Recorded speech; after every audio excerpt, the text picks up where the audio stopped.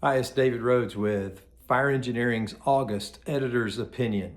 Renter's Mentality, Why Rotating Officers Often Fails. So someone asked me not long ago what I thought about a 2-year program where your battalion chiefs rotate, your company officers rotate somewhere new every couple of years.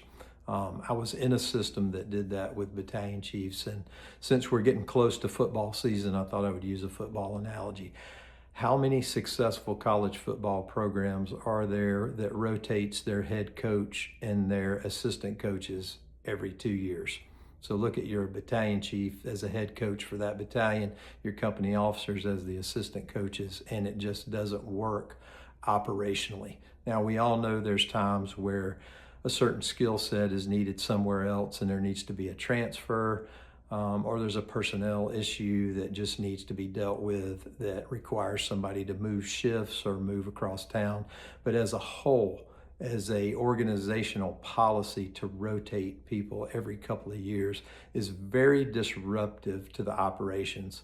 For example, I was in Midtown Atlanta with over 200 high-rise buildings, and it takes you years to get the details and locations of systems and processes on those buildings. And if you're rotating those company officers and battalion chiefs out of that area, they never have a chance to really learn and function well in that system.